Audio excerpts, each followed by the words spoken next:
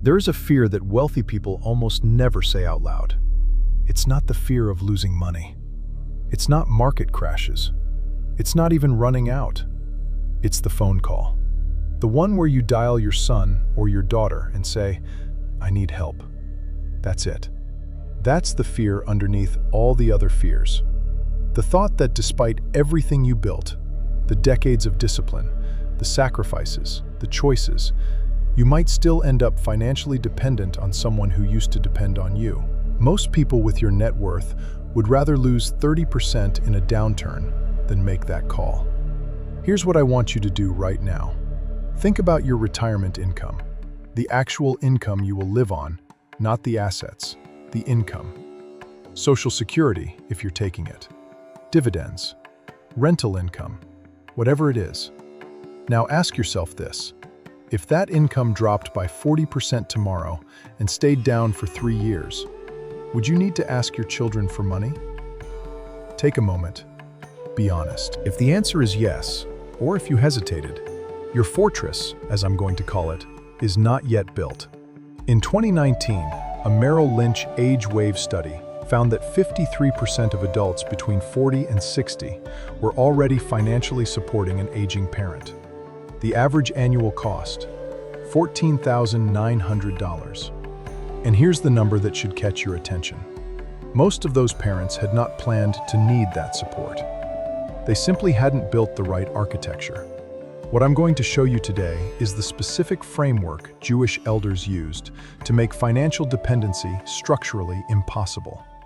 Not through willpower, not through more money, but through a sequencing and structural logic that's been practiced for centuries. And at around minute 12, I'll give you the specific calculation, one number, that tells you definitively whether your fortress is built.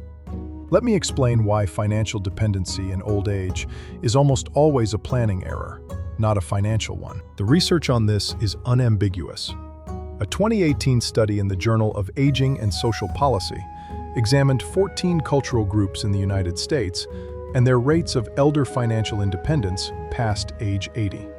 It found that families with an explicit cultural framework for elder financial autonomy, explicit meaning stated, discussed, transmitted, showed a 3.1 times higher rate of elders maintaining independence past 80, compared to families that relied on informal expectations. The key word is explicit. Families that simply assumed things would work out, even wealthy families, showed dramatically lower rates of maintained independence.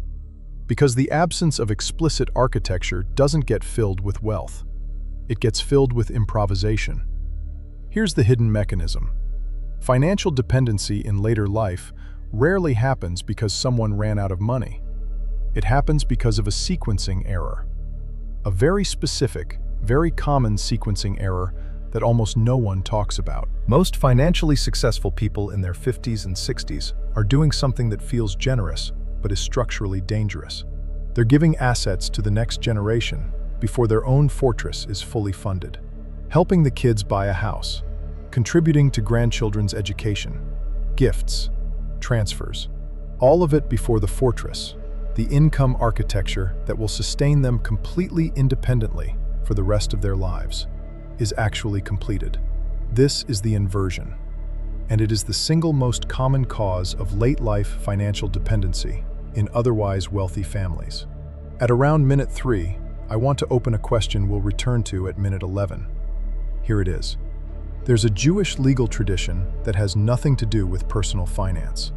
It's about hospitality and community, that directly explains why Jewish elders almost never become financial burdens.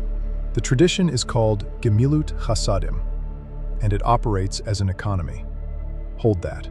Now let me give you something to do right now, because the exercise here is more important than the concept. Write down every income stream you currently have, or will have, in retirement. The actual streams: Social Security, dividend income, rental income, annuity payments, business distributions, whatever applies to you. Now next to each one, write one letter. S for self-generated, meaning you built it. It runs without ongoing decisions. C, for community-based, meaning it depends on a relationship or institution you're part of. G, for government or institution dependent, meaning someone else controls whether it continues. Count how many G's you have. That number represents your structural fragility. Every G is a dependency, and dependencies are what the fortress architecture is designed to eliminate. Most people doing this exercise for the first time find that the vast majority of their expected retirement income is in the G column. Pension, G. Social Security, G. Certain annuities, G. That's not a personal failure. It's a design problem. And design problems have design solutions. Leviticus 19:32 commands, "Rise before the aged and show deference to the old." But here's what most people don't know about how this was applied in Jewish communal life. The tradition did not simply instruct people to respect their elders. It built systems to ensure that elders would never need to depend on that respect for material survival. Because the tradition understood something that seems obvious once you hear it. Dignity cannot be maintained through dependence. An elder who needs to ask for help, even from loving, generous family members, has lost something that no amount of generosity can fully restore. This is the third loop I'm opening at minute 6, and we'll close it at minute 13. The question is, what is the architectural principle that makes asking for help structurally unnecessary? It's not more money. It's a different kind of design. Hold that. Maimonides, writing in the 12th century in the Mishnah Torah, described the highest form of giving as enabling someone to become self-sustaining. Not providing for them, enabling their self-sufficiency. The architectural implication. The goal is to build systems, not to accumulate rescuers. Here is level 1, the first thing you can do today. Calculate your fortress number.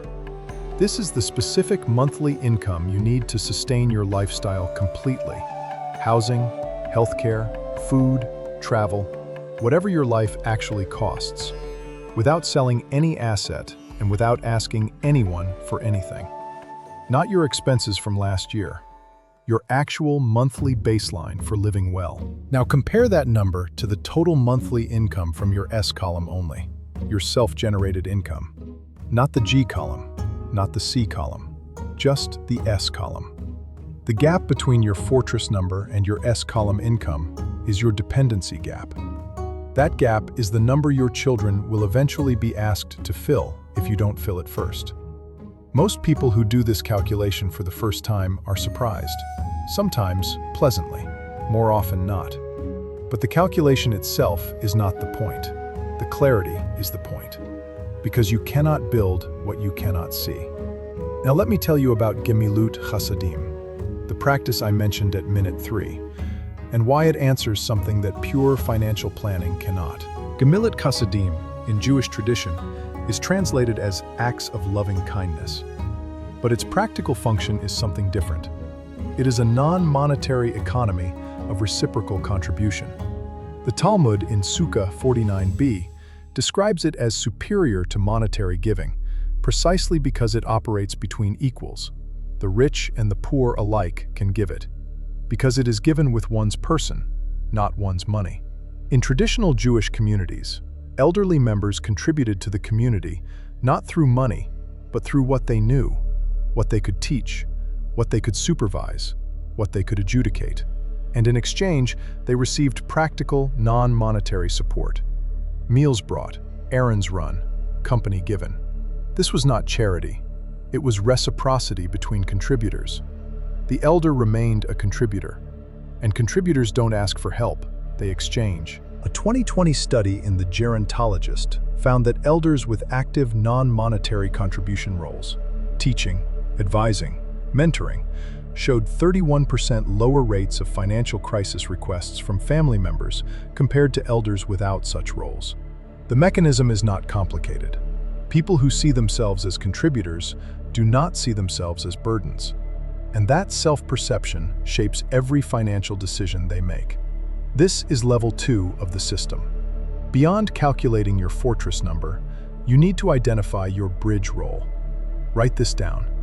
What is the specific skill, knowledge, or wisdom you will contribute to your community? Not for money, but as your ongoing reason for being embedded in a network of reciprocal care. Be specific.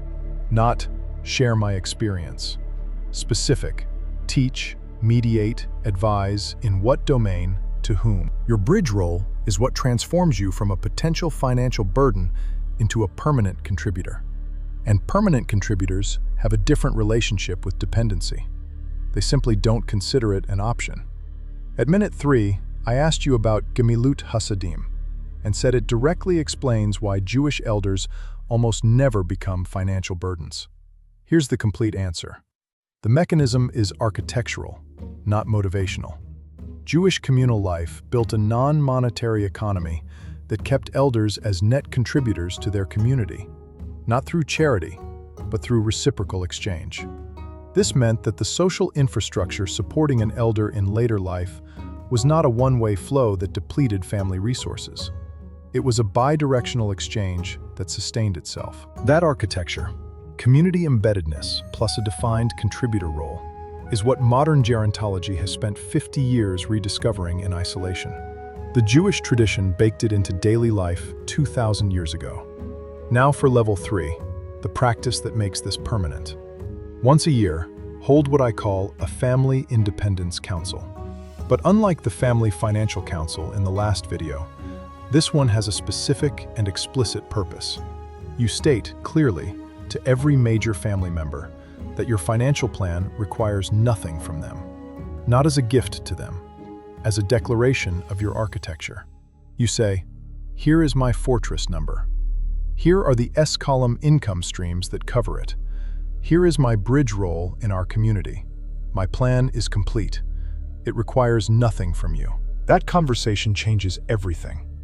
Not because it necessarily surprises them, but because saying it out loud, with a plan behind it, transforms it from a hope into a commitment. And that commitment is what forces you to actually build the fortress, rather than assume it will materialize.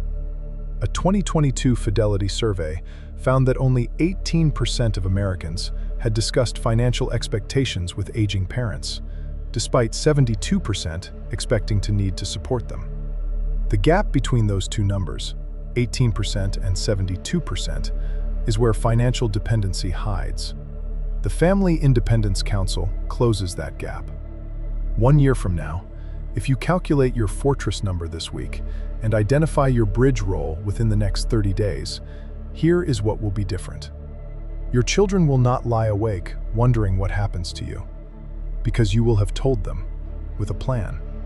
And you will have built the architecture that makes the plan real. The question I opened at minute 6 was, what is the architectural principle that makes asking for help structurally unnecessary? Here's the answer. It is not having enough money.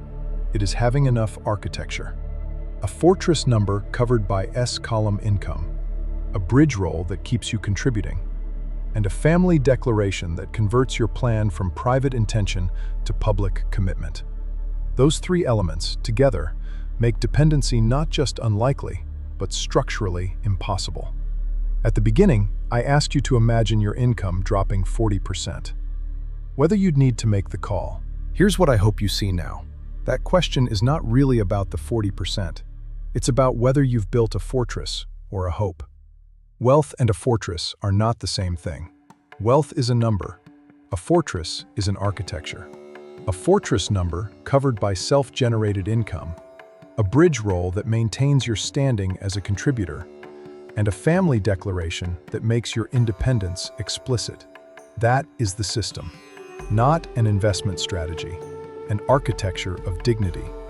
The next video in this series takes a different angle entirely. The 5 specific assets that Jewish families have historically held to protect wealth, not just from dependency, but from the much larger threat, economic collapse. Not a market correction, collapse. The assets that survived every economic catastrophe in 3,000 years have something very specific in common, and it's not what most portfolio managers will tell you. If you want to know what those assets are, stay with this channel. What we're building here is a complete system. and every video adds a piece of it.